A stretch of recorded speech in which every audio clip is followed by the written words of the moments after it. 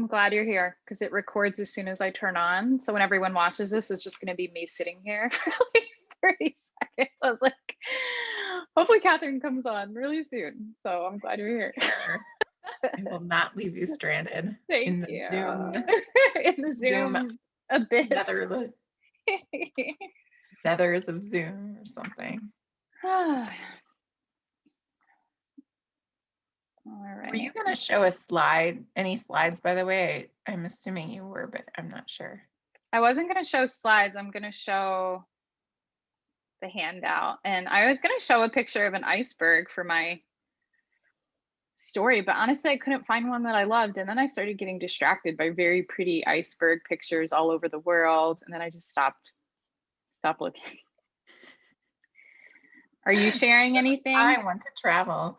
I had thought about it, but I think I'm just going to talk through some things. Okay. I'll make it so you can share anyway in case that changes. All right. Yeah, I was looking at, I can show you very quickly. Look at some of these, how beautiful they are. Oh.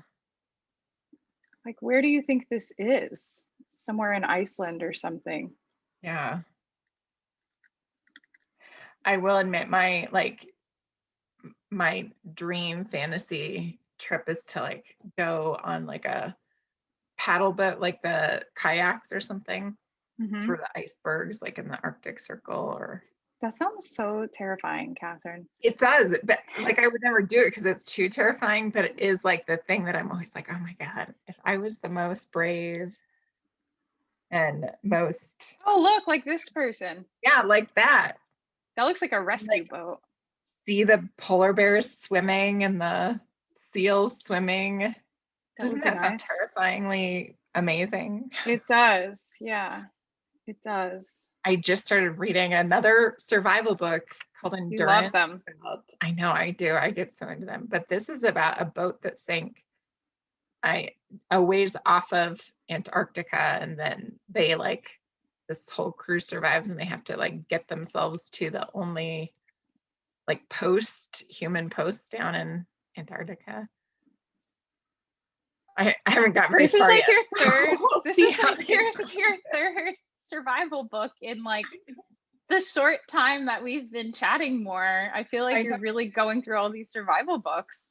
Yeah. Well, I'm pretty sure I'll survive anything now. I know all the tips and tricks. So wait, did I ask you about the show Alone? Do you watch Alone on the History Channel where they have to go? You would love Alone. They get dropped off somewhere and they only get to bring a certain amount of items, and it's kind of like whoever the last person standing in wins the competition, but you have no idea how many people are left. So if you tap out, you could end it. But the funny thing is I have zero background in, I don't think I've ever been camping, or I don't fish. I don't know how to do any of that. But because I watch so much Alone, I'm convinced that I have a pretty decent survival score, even though I've never actually been out in the wilderness. I love so it. much so that when people are on there and I'm watching the show, I start critiquing it. Like I'll say, oh my gosh, they didn't bring a gill net. Like what were they thinking? How are they going to catch fish in this type of water if they don't have a gill net? And my husband looks at me like, what are you talking about? And I'm like, everyone knows to bring a gill net. So I can kind of understand. You're the one I'll travel with if I ever go out on I don't know. I wouldn't go that crazy excursion. Like I need Shaelene. She knows. I know from my couch. We were talking about when we were recording yesterday, we were talking about skills training assumptions and how all skills need to be learned in all relevant contexts. And so from my couch, the skill of picking, which tools somebody should use, I'm great at survival, but actually in the wilderness or kayaking through one of these iceberg lakes, I don't may not translate quite the same. You might have some new learning that you need to do. For sure. Yeah. I love it. All right. Looks like people are coming in. Hello. Welcome, everybody. Don't mind all the iceberg talk. We're just talking about our travels. And some of these are so rich blue. Like where? I know. Where is that?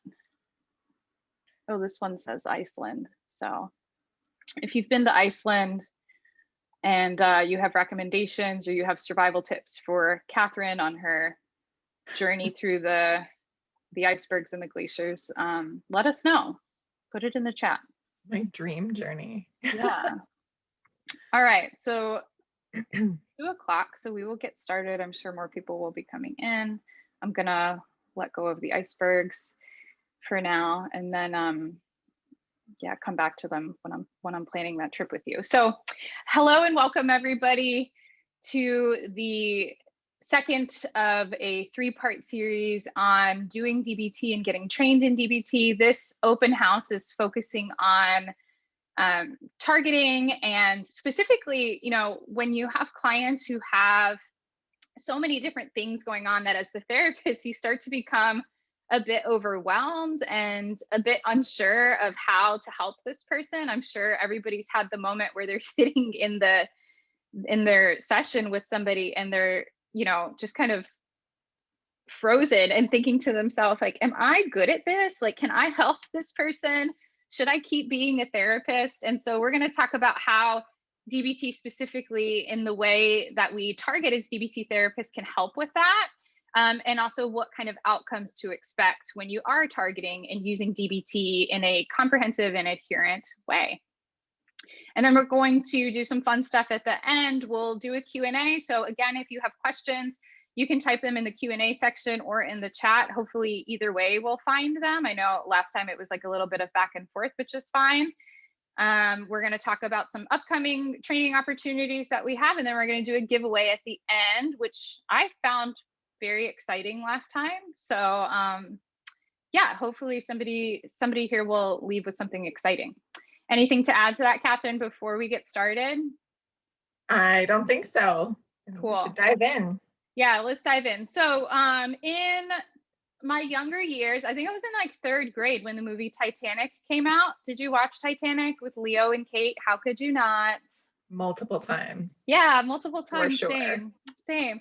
So then, you know, spoiler alert, and I think it's been enough time has passed, we know what happened to the Titanic and why it sank, because Are you asking me? Yeah, you can spoil it. It's okay. Why it sank? Because it hit an iceberg. Yeah, it hit an iceberg. Just in case nobody knew, it hit an iceberg. And if you remember the scene, I'm probably not describing it exactly as it was, but if you remember the scene, it was dark out and they had kind of heard that the iceberg was there. And when you first saw the iceberg, it was just kind of like this little thing in the distance. It didn't really seem like that big of a deal. And then this guy yells, iceberg right ahead, and boom, they hit that thing, and it took that whole boat down, and it took the boat down that they thought was unsinkable. This was like the big reputation of the Titanic, that it was unsinkable and that it wasn't going to go down. And sure enough, you know, unfortunately, we know the ending was that the boat did go down. And so, and it only took like 2 hours. It didn't take long at all. Like that thing went down quick. And so if they could have seen, and had they known the entire time, like the big mass that was underneath that was kind of like keeping that alive, maybe they would have paid more attention to it. You know, we don't know. But the reason that I bring up this iceberg metaphor, and the reason that I was really looking at these iceberg pictures, because I wanted to find a picture that would show that the top of the iceberg and then the big mass that's underneath the water that we really don't see until we're hitting it. And so when I think about that in terms of DBT, this kind of reminds me how clients come in. Like clients come into session, and sometimes they come in with, you know, most times they're coming in self-reporting. I'm struggling with this. I'm struggling with this. You know, I've got relationship issues, and yeah, I guess I get pretty depressed sometimes, and I might get fired from my job, and I'm at risk of losing my apartment if I lose my job, and my partner's going to break up with me. So there's kind of like these little things going on. And as a therapist, you're like listening and you're paying attention and you're keeping note of this, and you're starting to come up with your plan. Like, okay, I know how I'm going to help this. I'm going to help him on his relationship skills, or I'm going to help her with, you know, how she talks to people, and I'm going to help her find a new job. And then all of a sudden they come into your office and they're like, you know, I've had a rough couple of days. And when you check in with them, maybe like in the last 5 minutes of session, you find out that they actually want to die. And you're like, oh crap, like I have hit the iceberg. I did not know this was coming. All I could see was this. And now I'm realizing there's this whole mass of things underneath that are contributing to, the small part of what I see here. We're not going to talk too much about this, but there is this term in DBT called secondary targets. Today we're going to talk about primary targets, but there is a thing called secondary targets. And the idea is that secondary targets are the things underneath the water that we can't really see when we're thinking about the iceberg. And the primary targets are the things that show up and that we see a little bit more often. So the behind the scenes stuff that's keeping it going is the secondary targets. And one of the secondary targets that can be just like a lot of wear and tear on a therapist, on their confidence and on their competence, is unrelenting crisis. So this is when a client comes in and it just feels like, holy crap, like, what am I going to do with you? You told me today that you are going to lose your job, that I'm thinking of someone in particular that I worked with before. She was going to lose her job. She was homeless and she was living in her car. She had a lot of medical issues. She had pets that she had to care for. So, she's running around trying to get someone to take care of her pets.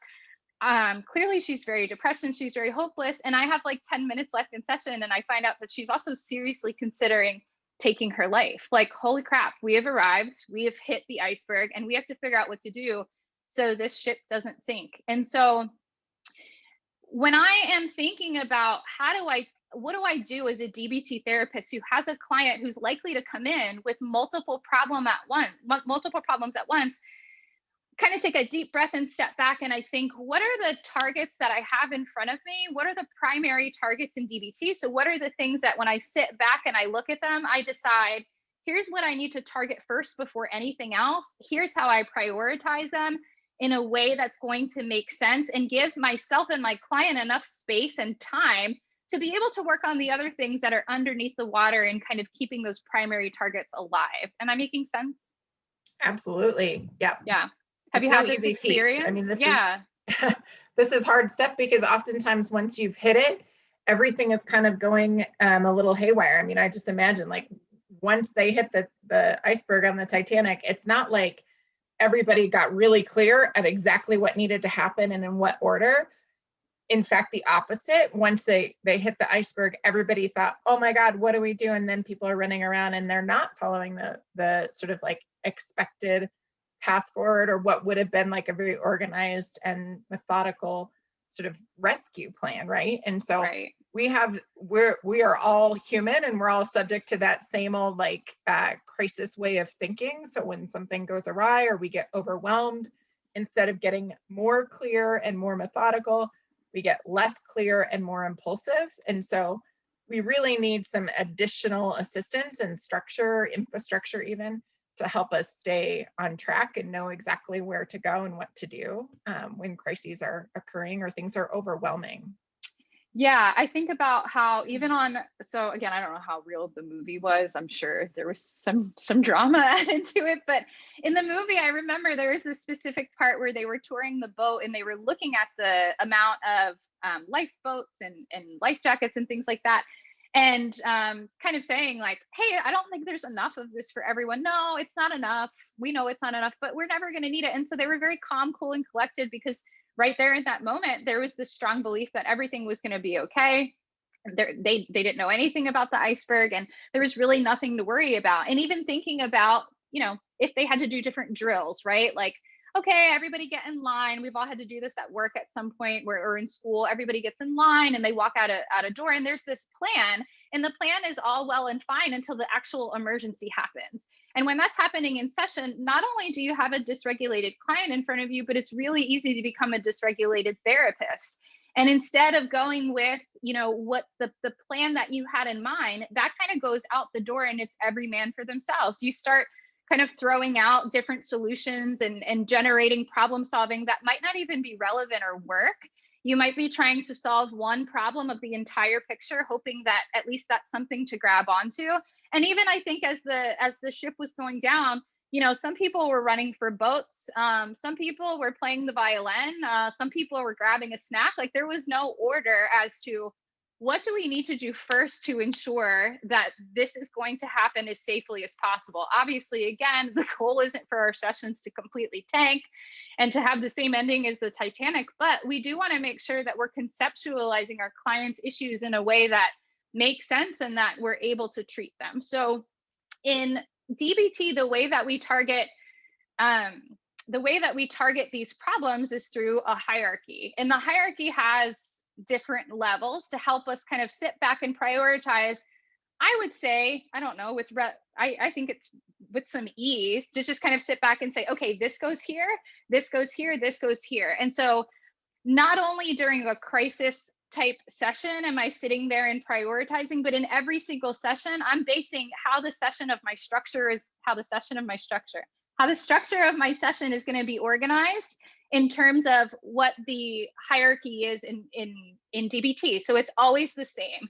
The very first target, and when I talk about targets, I'm referring to primary targets in DBT. So remember, I mentioned unrelenting crisis as a secondary target. The things that I'm paying attention to in every single session are going to be the primary targets in order of priority. And the first one is life-threatening behavior. Why would I focus on life-threatening behavior before all else? Kathryn, I bet you know the answer. You can't do therapy with someone who has passed away, who has died, who is no longer existing. You can't. And you know, when I'm orienting clients to this, why are we talking about the fact that you're suicidal? I have all these other things, like I'm homeless and my partner is going to break up with me. Well, we're talking about it because we actually can't do anything if you end up killing yourself between now and next week. So above all else, we have to make sure that our clients are going to be able to make it through to the next week, to the next session, to the next day, to the next moment, whatever it is that you're referencing. This is the top priority. And so even within that, so let's say a client comes in and they are suicidal, but they've also self-harmed, and their suicidality has kind of been lingering throughout the week, but they're telling you that tonight's the night. So you've got suicidal stuff going on and you've got all of these other things going on that we mentioned, but now how do I make the decision within, you know, life-threatening behavior? I know that's what I start with, but what the heck do I pick first, right? And so within the hierarchy, there are these different levels of suicidal behavior to consider. So there's suicidal crisis behavior, right? Like this sudden, or like, you know, I have this problem and it needs to be solved right now. And it seems like the only way in which this person can tolerate distress is to just bounce to, I can't handle this, and so I'm going to kill myself. And so there's a high sense of urgency. Maybe there's a lot of reactivity going on. And there's just this way that every time this client feels like this, it's very dysregulating, again, for the client and maybe even for the therapist. Underneath that, or, you know, maybe like the next thing you would consider in order are parasuicidal acts. So things like self-harming behavior, whether they had suicidal ideation attached to them or not, it increases their risk for suicidal behavior to happen, right? We know that. And it is a behavior that continues to cause them harm. It's going to be really hard to have a life that you want to live and participate in if you are constantly harming yourself, right? So I want to address those things. I also want to be mindful of suicidal communication and threat. So if somebody tells me, hey, I'm going to commit suicide and it's going to happen pretty soon, and this is the way that I'm going to do it, I'm going to pay attention to that, all the way down to suicide-related beliefs. I believe that suicide is the only way to be happy. Well, okay, we're going to have to test that belief out. What data or evidence do you have to prove that? Because there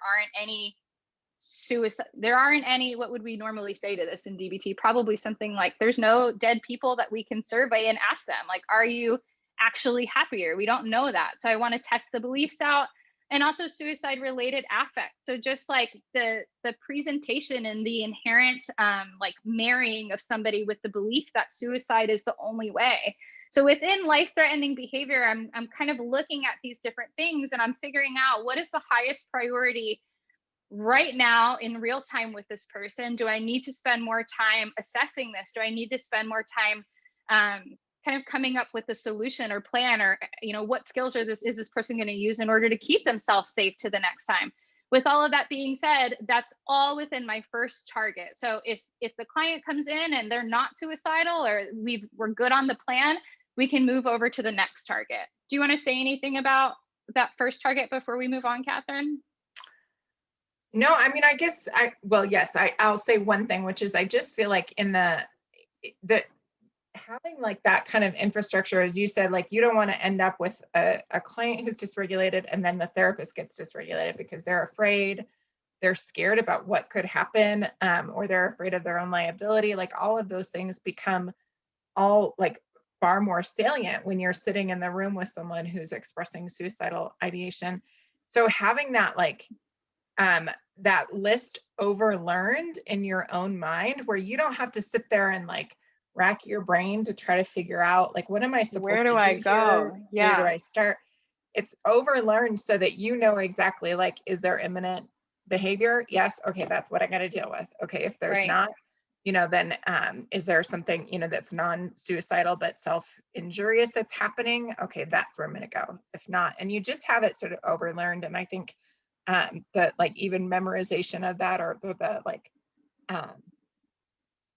the repetitiveness of like going through that over and over and over again until it's like secondhand, you just kind Right. of know it, Right. is what helps to regulate, so in the session, yes, it's always going to be scary working with higher risk clients and not knowing, if something bad could happen, but it's a lot more sort of settling to do that, knowing that you've done your best to follow a map that, that's been laid out, that you can sort of like say, okay, I did exactly what I know to do, and I followed that protocol as best I could. And then you sort of have a greater ability to let go of the rest. Yeah, I also think about those times where, again, pre-DBT or before I was using the session structure, before I knew and had that overlearned, there was just so there were times where you feel like at the end of, there's 5 minutes left in session and you go, anything else we missed? And they're like, I guess I should tell you, I've been feeling suicidal, or I cut myself. And you're like, we have 5 minutes left. Like, what are we going to do? And it feels like you've got a bomb dropped on you. And so I think that being able to overlearn this structure, like you're saying, and it becomes secondhand, not only will you get shaped up to assessing it and kind of coming up with a game plan for session very quickly, but your clients will get shaped up and they'll understand and they'll start to expect that. Like coming into session, oh, I know we have to talk about the fact that I cut last week. Okay, yep, let's put that on our agenda for today. But we have everything figured out at the beginning of session. So it's kind of like, let me get the whole picture and then let's figure out what we're going to talk about. So that way there are no surprises at the end, not only for me, but I want the client to leave feeling safe and confident in the work that we're doing. And so, when there's not a clear plan as to what direction we're taking, the client can leave the session too, kind of feeling like, what was that? Like, what just happened in there? And we don't want that to happen either. Okay. Speaking of that, so the next thing, so let's say, suicidal thinking, it's not coming up this week. Great. We move on to the next thing, which just kind of surprised me as a newer DBT therapist at the time, that the next most important thing above all else is now therapy interfering behavior. The second target in the hierarchy is behaviors that'll interfere with therapy. And so client may come in and say, hey, Kathryn, this week I want to talk about my breakup. And I know that I didn't go to group last week. And I know you asked me to do that homework assignment and I wasn't able to do that. And I know you said something about calling you for phone coaching, and I know that didn't happen either. But what's most important is that we get to this. Why would we as DBT therapists be so harsh and just move right into the next most important thing, that is behaviors that interfere with therapy? What do you think, Kathryn? Why would we do such a thing? Well, I would imagine because you want therapy to be effective as you try to target all those other things. If it's ineffective, the process that you go through with your client, or the interaction, or some follow through with whatever it is that you do, if it's not effective, then you waste a lot of time. Yeah, you waste a lot of time. And also, it's kind of the same thing. Like, I was saying earlier, well, if you die, we don't have we can't ask we can't do anything. We can't fix anything if you kill yourself between now and the next session, right? But the other thing is, like, if we don't do the therapy won't work, right? So you're coming in and you're trusting me as your therapist to help guide you on this journey.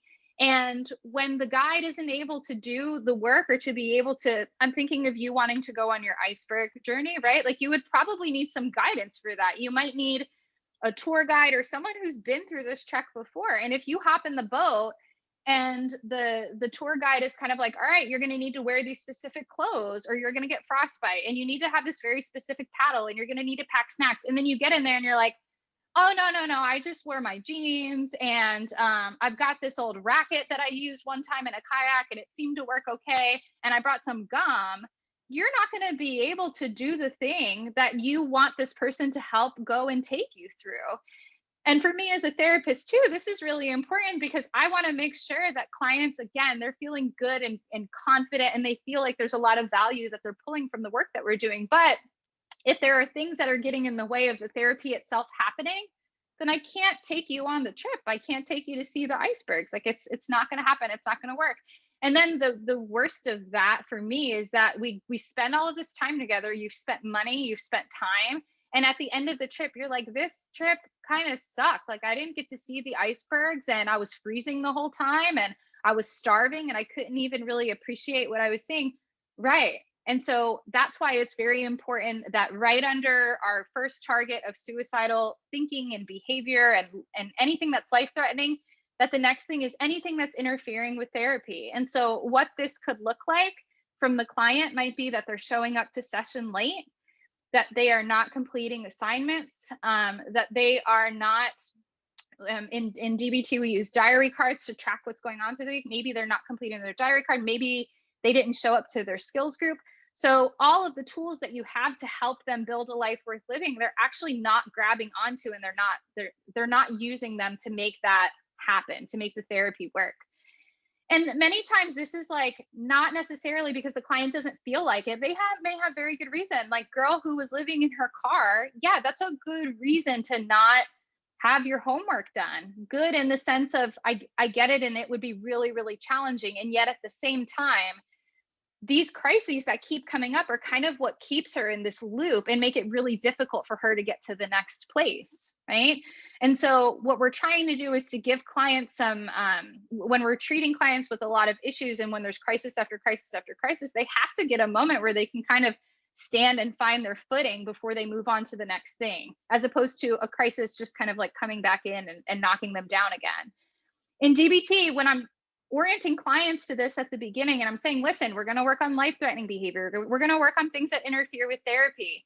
I also let them know that therapy interfering behaviors can come from me as well. So therapy interfering behaviors are not necessarily good or bad. They just interfere. And so, for example, a couple of weeks ago, I went on vacation and my client said, that really threw me off. And that's valid. Like it makes sense that it would throw her off given, this is like her anchor every week. And at the same time, it also makes sense that like I would every now and then not be able to be around. And so we want to make sure that, therapy interfering behavior is getting looked at not only for the client, but for the therapist. Are we, coming to session prepared? Do we know what the client's targets are? Are we becoming dysregulated in session? Are we showing up late to appointments or canceling often? This is just as important as client therapy interfering behavior. I also just think about with therapy interfering behaviors, when I'm starting out with a new client, it's I think you use this metaphor, but it's sort of like I'm taking them on a journey or we're like going together on this trip that's like wherever they are now. And the destination is the life worth living that we're trying to develop for them or that they are developing, that we're, helping them along the way. And on that journey, there's a path that goes from one to the other.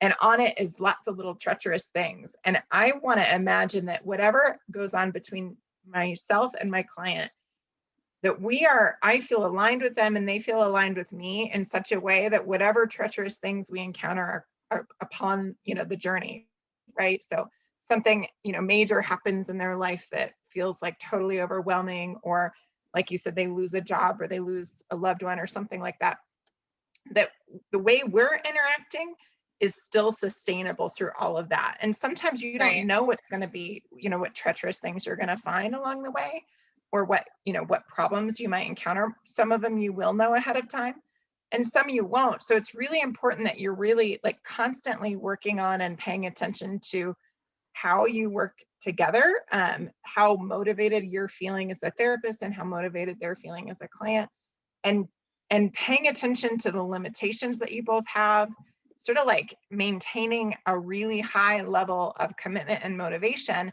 by sometimes attending to problems that arise between you, or your own limitations, like times that you just need to be able to have a little bit of time or space so that you can stay motivated and committed over the long haul. But you don't always know it's coming. So it's like you really have to be aware of this and paying attention to it and checking in on it pretty regularly so you don't end up, falling off of a treacherous cliff that you didn't see coming. Right. But, all the while you were kind of like not paying attention to Right. how much weight you had to carry where versus the other person or whatever. Right. Even down to how are we doing? Like how are we okay? Are we good?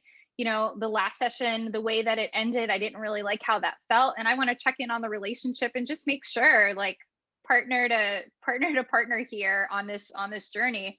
Are we good? Are we okay? How are you feeling about that? And really just talking about it to make sure that there's space to talk about it and that it feels safe to talk about it. So that way there's not, I'm thinking about being on this long trip with someone you can't stand who really pissed you off and you feel like is really missing the mark on a lot of the things that you're saying. If that's what's going on between, myself and my client, then it's going to make it really hard for things to be effective. So therapy interfering is the next target. And then the third target of primary targets to look out for and to help organize and prioritize our session is going to be quality of life interfering behaviors. And so quality of life behaviors are basically anything under the sun that are interfering with the person's ability to have a quality of life that feels like one that they want to live in and participate in.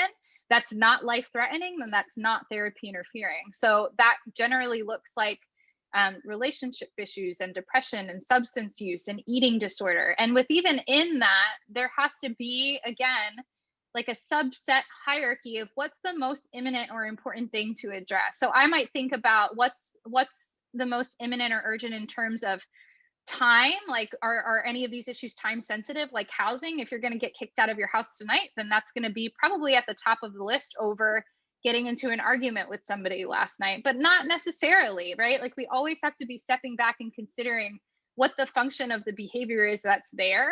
And when we decide to put it on the agenda or prioritize it, what's the function of that going to be? Like, maybe it's really important to the client that we talk about that. And so for that reason, we decide to prioritize it on the agenda. Sometimes things that show up as quality of life, like eating disorder behavior, might in fact be life threatening. And if it is, then we would bump it up in priority. So let's say somebody is coming in and they're struggling with eating disorder behavior. The difference between having a binge last week and deciding to come off a feeding tube in a residential or inpatient setting, that's going to be targeted differently just based on the fact that one of them is going to be life threatening and one of them might not be life threatening. Anything to add to that? I feel like I went over that one really quickly, and that's where a lot of the like meat and potatoes of a session is. Well, I kind of want to use another metaphor, if I may. Some people might have heard a similar one, the DBT house of treatment. But I'm going camping tonight with my kids, and we'll probably have a bonfire, hopefully, or a little campfire. And a fire, if you fan the flames of a fire, what happens? I think it gets bigger. Oh, you don't know because you don't camp. You told me before TV, you've never been camping. They blow on it, and I think it gets bigger. Yeah, if you blow on it or you fan the flames get bigger, right? The more oxygen, it gets bigger. And I sort of imagine, like, if you had a client that came to you, totally random scenario, but they just like hate their house. They don't love living in their house. It's kind of a miserable place. And out of their misery, they set a fire in the house. Well, this would be really tragic because it's going to burn down the house. They won't have a place to live. And it really doesn't solve the problem of not loving their house. Like, they actually really want to live their house and have a better experience of, feeling at home, right? Right. But you can't like teach them how to like, make this space more comfortable and invite people over and make it a really warm and loving place with lots of positive memories if it's burning, right? And so you have to sort of first start like, stop fanning the flames. Anything that's involved like turning on the fire or making it bigger has to stop. And then once it's stopped, it's sort of like, then you can start to think about what you would do next. And but you also have to have a relationship in which, when I say stop fanning the flames, it's going to go well. And the person's going to be like, yeah, okay, of course, I'm going to stop and we're going to work together to like make this house a really lovely home. but it's like, you Right. got to stop fanning the flames. And then, there may be some like lingering or residual stuff from those behaviors that, the out of control kind of behaviors that you have to kind of clean up and before you can get to like bigger goals. But I just think like, early on, like you're really trying to have a good connection and relationship so that you guys can collectively or collaboratively is the word I'm looking for, collaboratively work to stopping the things that are really like putting their life at risk, destroying their life in some way, destroying their quality of life. And then you start thinking about how you build it up and where you go from there, all the while Right. you two staying connected. And it's not until those things can like get, maybe not even necessarily resolved, but until there's some level of stabilization of those things. So maybe they're not permanently gone. Like maybe one of those targets still pops up every now and then, but it's not until those things are relatively stable that we can even talk about the secondary targets and the bigger mass that's underneath the water that's keeping those things going. And for a lot of people, when I think about the big mass that's underneath with our population, it might be a history of chronic invalidation or past trauma. We can't get to those things while your house is on fire. And so as you're saying, there needs to be some level of skillfulness in managing the things that are on the surface in order to be able to get to the things that kind of like started the fire in the first place. Mm-hmm. With this, like with following this method, targeting and following the hierarchy is one of a lot of strategies in DBT. But what we know is that when we follow the model in an adherent way, which means we follow the model in the way that it's prescribed, we can generally expect outcomes that are pretty positive in nature, meaning most of the clients get better. I know, Kathryn, you have a little bit of information just about what kind of outcomes to expect when working Yeah. with different populations. Yeah, I mean, I want to say, first of all, I think when we look at, there is a plethora of studies that have been done. I think it's over 40. I know it's over 40. I'm not sure if it's over 50 at this point. Randomized controlled trials since, the early 90s on DBT. And so we have a lot of research to indicate effectiveness in a number of different areas. And I'll talk a little bit about like some specific outcomes you can look for, but what I want to start with is just the broad thing that we see is that DBT sort of stands out in the field of evidence-based treatments as one that people tend to complete, which is kind of an interesting thing because you think about lots of clients with many different problems, complex problems, right? Like that intersect in all different ways in all different parts of their lives. And the ability to go into a treatment program and then see it through, and even thinking about most sort of like standard DBT programs are not short term. They're not like a 12-week or a 6-week intervention. Usually it's 6 months or a year. And so to see that people are actually staying in treatment and able to complete is a pretty big deal. And one of the things that we think about, as relates to this is like the structure of it allows for that. There's different rules and protocols that the therapist is going to have in mind to be able to like keep going, even when things get really difficult, or you do end up finding some treacherous things on the trail from here to there. But the structure of that and the sort of like, I think of like, I don't know if anybody's ever been much of a bowler. I'm not very good at bowling. And I love bowling when they put the bumpers up because I You're can so pretty much good. always get my ball down to the other end without it falling into the gutter, right? And that's kind of the thing. We've got these nice little bumpers in DBT to kind of help us stay on track. With the hope that it keeps us going through the duration of our commitment with our clients so that we can actually see it through. Like I think about, like major illnesses, people who have to go through like long-term treatments for major medical illnesses. And it's sort of like, sometimes you don't know, like, would the treatment have worked if people could stay with it? Like even thinking about like with diabetes, like people oftentimes, you don't really know if it's like the treatment's really not working and their illness is like uncontrolled because the treatment's not working, or because they're not able to do it as regularly, Right. or they're not getting the full dose, right? So when we think about outcomes in DBT, one thing that's really it's a good outcome, but also I think contributes to the positive outcomes in all these other ways, is the way in which the structure of the treatment keeps people in, keeps them Yes. going, keeps them motivated, keeps them clear of mind around like what actually needs to be attended to at any given time. So that being said, some of the things that we do see for sure, the treatment in many studies shows, reduction in suicidal behaviors, both in, frequency and severity. And those results tend to be pretty long lasting. Like they don't just disappear when treatment ends. Same with, I don't know if I actually said this. I said suicidal ideation and suicidal behaviors, but also non-suicidal, self-injurious kinds of behaviors. So cutting, burning, like any sort of tissue damage kind of injuries. There's good evidence to suggest it will reduce substance use disorders, both in people who have, or for people who have borderline personality disorder, as well as not.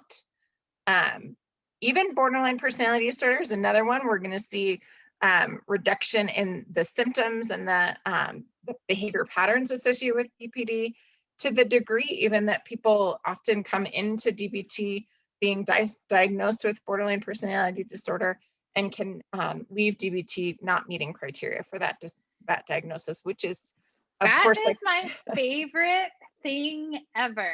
Like if you think about BPD, which historically just gets such a bad rap, it's such a stigmatized diagnosis, and I've had clients come to me who will just start saying it when they're on the phone. I know that I'm really hard to take. I know a lot of therapists don't take this diagnosis, and I try to slow them down and let them know that they're in the right place. But the fact that somebody can come in with this disorder that's highly stigmatized and that many therapists do not feel competent in treating can, at the end of it, not meet criteria anymore. It's such a beautiful, life-changing moment when you can walk a client through that. And I've had the pleasure and privilege of walking clients through that, where the end, they're just like, I can't believe that was my life and this is who I am, and I'm the same person, and things in my life didn't change drastically, but I changed drastically. It's just, I could just cry a little just talking about it. Goosebumps, Shaelene.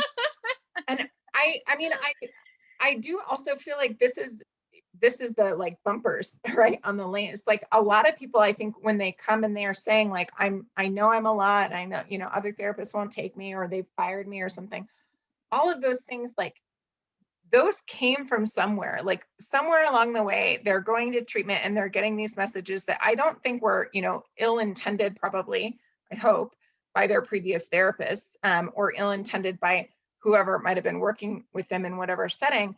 But they are the result. When you don't have good structure, you don't have your bumpers on your lanes, the ball can kind of go anywhere. And oftentimes people with emotion dysregulation as a driving problem in their life, the kind of chaotic movement of a bowling ball down the aisle without that structure means that they often get left behind. Mm-hmm. Providers get burned out and transfer them, or programs say, we can't handle this level of problem, we can't take you, you have to go somewhere else. Like they're the ones that get kind of lost and left behind in the process. So just to, the outcomes are so beautiful and they're so touching. And I do think, like, thinking about causes, they are caused in so many ways by the structure and support that's built into the treatment that allows for those successes to occur.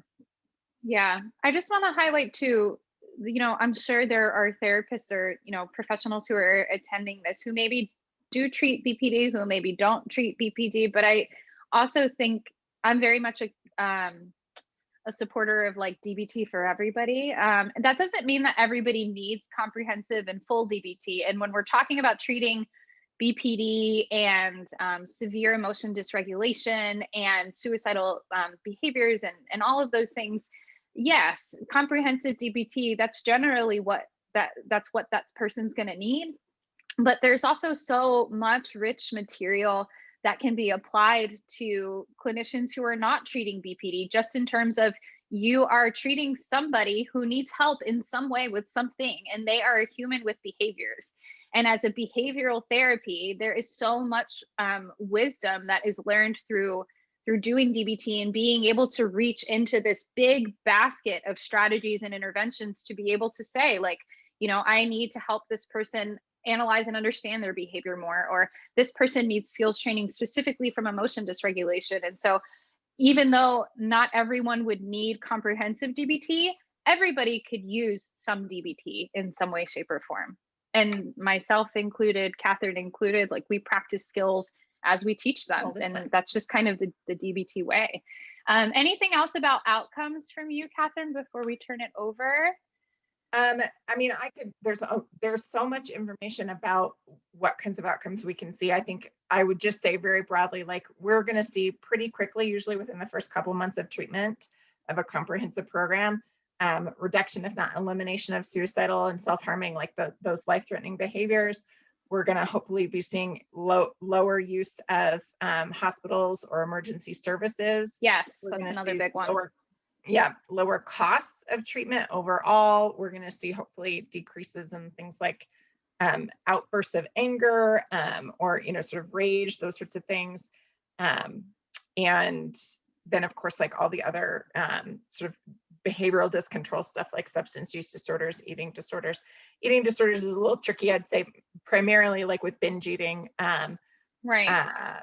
You're going to see a pretty good reduction of that, hopefully pretty quickly. So there's lots of good things to look forward to when you're on DBT.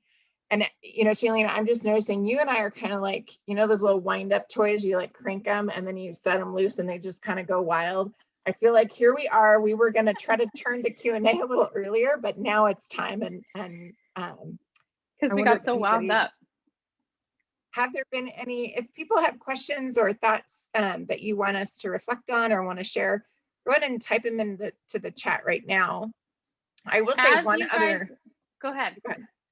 I was going to say one other thing about what we know from the research in terms of outcomes is, Shaelene's been kind of talking about like DBT for all versus, comprehensive. And there's some good information about how to determine your inclusion and exclusion criteria for like comprehensive treatment versus something that might look more like a DBT informed or sort of the DBT for all idea. But one of the things that we know from Marsha Linehan, who developed DBT, she did a dismantling study where she looked at the components of the treatment.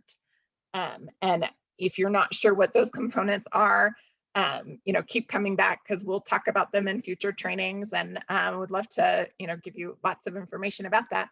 But the one thing that I think is a really interesting finding from that particular study is she looked at one component, which was just doing skills training with clients in a very specific way with like really well-trained skills trainers. And even just taking this one piece, and what we see is that like that actually made really good outcomes in a lot of areas, not in every single area to the same degree as comprehensive DBT, but we know that skills training really makes a big difference and it's a really valuable piece.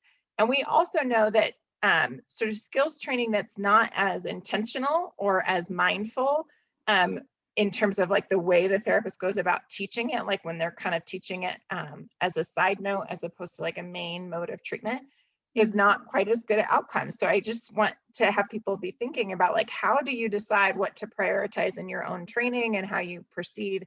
And what we know is that like having really robust skills training is a really important intervention and can be an area that I'd encourage lots of people to follow up on as well. Yes.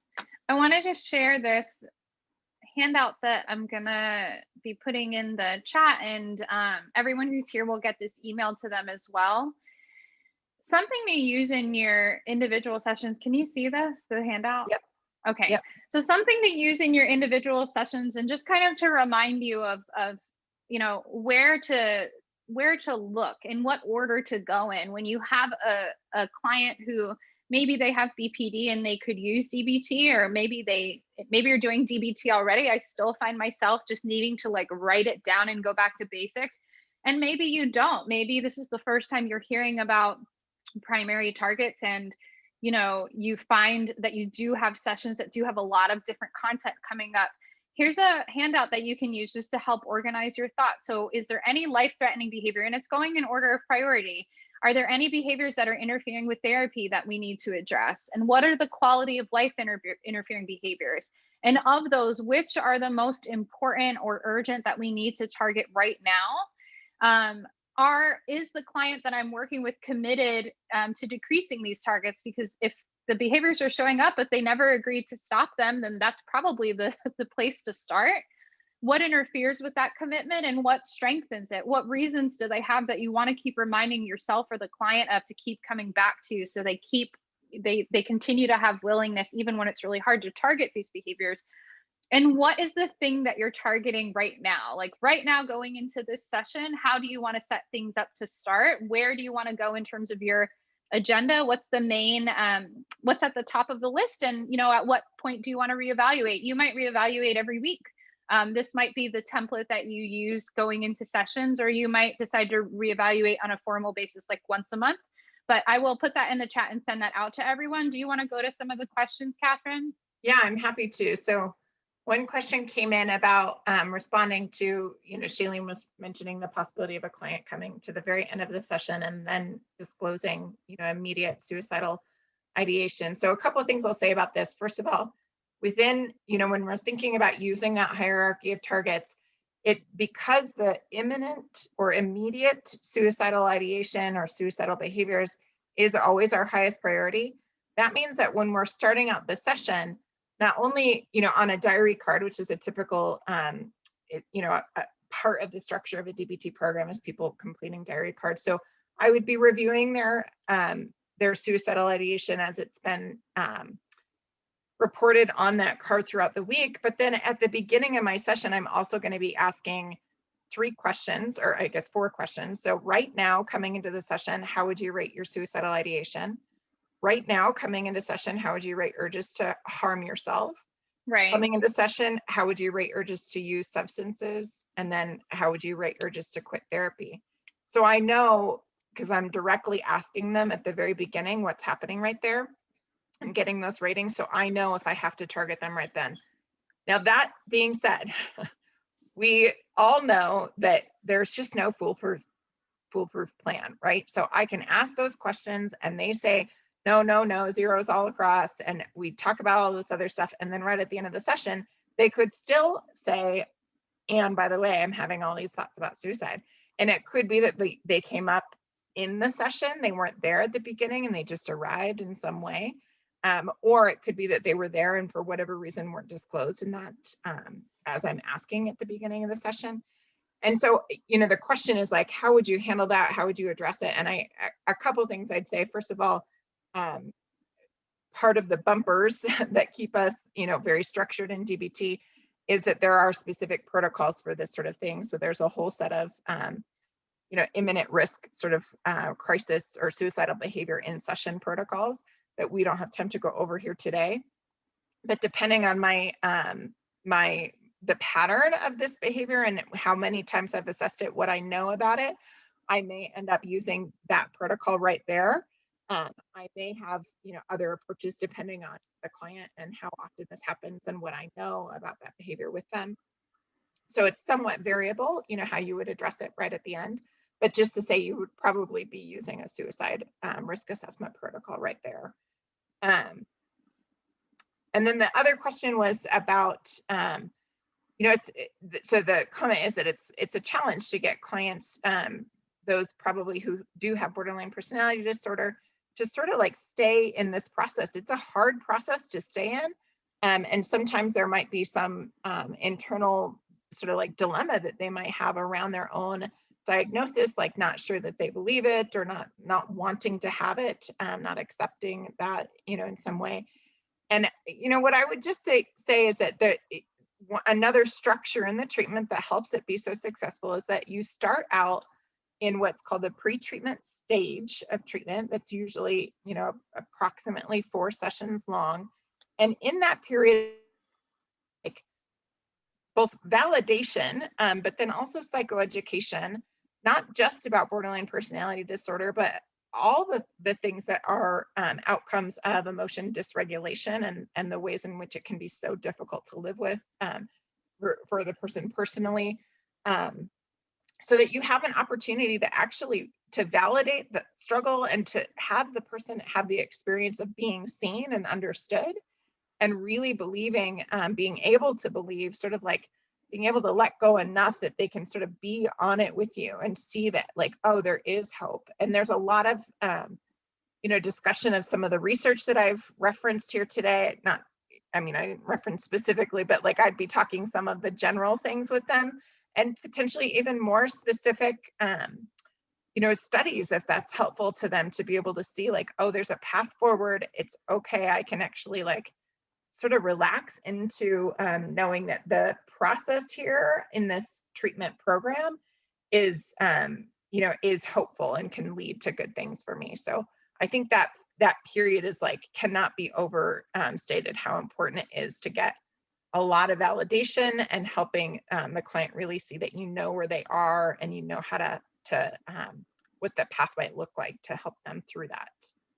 Yes. So I don't with know if you that want to add being anything. said, no, I think that was beautiful. I mean, I'm sure we could talk about it for like another hour, but yeah, I think I'm going back to Kathryn's metaphor about the bumpers. There are so many bumpers that go up in DBT that enable it to be a therapy that works in a very hard to treat population. And so I want to share a little bit more about training coming up that Kathryn and I are running that can help you all put your bumpers up and know how to put them up, when to put them up, how long to keep them up, how to maintain them, and all of those things. So this training is coming up in the fall. And before I forget, that handout that I said I would put in the chat, it wasn't letting me do it for whatever reason, which is kind of a bummer because I felt really techie with showing everybody in the chat, but that's okay because you guys will all get it in the email with the recording after this. But coming up, and also so you know, we have early bird pricing that ends on Monday. It was supposed to end last Monday, but because we pushed this webinar back, we pushed it back. This is a comprehensive training coming up in the core competencies of DBT. And so what that means is, if you want to be a DBT therapist, if you want to be doing this work with your clients, this is the training that can help with that. I've had a lot of people ask about DBT certification with the Linehan board. And right now there are not any trainings that will lead you, you'll do the training and you'll end with Linehan board certification. However, this training will meet the training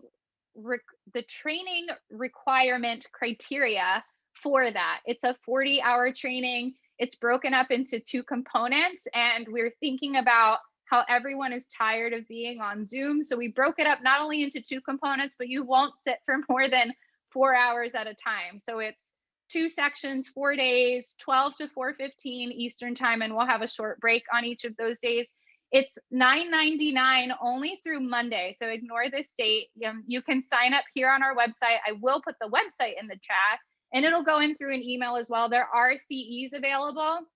And I don't know, like, comparatively, there are a lot of other lovely trainings out there. I don't know right now that there are many that are at this price. And if you are on a team of 5 or more, it's even more discounted. So wanted to put that out there and let people know that if you're considering getting trained, now would be the time to sign up if you want to get that pricing. And if you are still not sure if you want to get trained and you're still kind of just taking this stuff in, we have another free open house coming up. So mark your calendar. It is on Wednesday, July 21st at 9 a.m. Eastern time. So it's a different time, but it'll be the same thing. It'll be live. We'll send out a recording. We'll do something fun, like a giveaway. But in this next one, I'm really excited about it. We're talking about strategies used to target therapist burnout. So whoever you treat, whatever type of therapy you do now, you are a therapist or a provider who knows what burnout is. And our goal is to give you a couple of strategies from DBT, from the bumper set, to help you really be able to sustain the work that you do and feel good about doing it. And so we hope that you will join us for that as well. If you have questions, go ahead and let us know. I'm going to put all the signups in the chat. I just want to also say, my favorite part about DBT trainings is we do lots of role plays and lots of more sort of like, you'll get to see Shaelene and I playing out some of these things so you can actually see what it might look like. and try some things out for yourself. So that it's a lot of fun. That's always my goal, because I don't like to be bored. I don't like to get, talked Yeah, at. So I don't hopefully like to be bored either. I love a good story though. I really love a good, like all these metaphors we came up with. I'm gonna say that was pretty swift of us. Okay. If nobody has any other questions, let's go into the giveaway. So last time I think we did Kelly Kerner's book, Doing DBT, which is a great book to check out. I think it describes DBT in just like a really practical way. This time we are giving away Charlie Swenson's book, DBT Principles in Action. Another good storyteller, a lot of good stories in here. talk about good stories for sure. Yeah. That So book will stock you up with good metaphors to use with your clients in your own life, wherever, as well as like specific stories. And it really does. And I just want to say, like, about that, I feel like we've talked a lot today about the benefits of having a structured treatment program with like protocols to guide you. But what's lovely about Charlie's book is he's sort of like looking at all of these protocols that can be so helpful, but then also sometimes people start to feel like, well, but what about who I am as a therapist and like my personality and letting that shine through? And there's always room for that. There's so much room for that. And knowing the principles and the protocols sort of like inside and out allows for freedom. So you get to be yourself in session, and you can like trust yourself and be free and all of that. So that book is a really lovely book to help you conceptualize how that happens and what that looks like. Yeah, and if you're wondering why we tell stories and use metaphors so often, it's because it's one of the bumpers. It's an actual strategy in DBT to use stories and metaphors to be able to help facilitate not only change, acceptance as well, and to help get unstuck, which is the idea behind dialectical principles. So with that being said, I think we'll do, last time we did a question, I feel like we'll frame it in terms of a fill in the blank.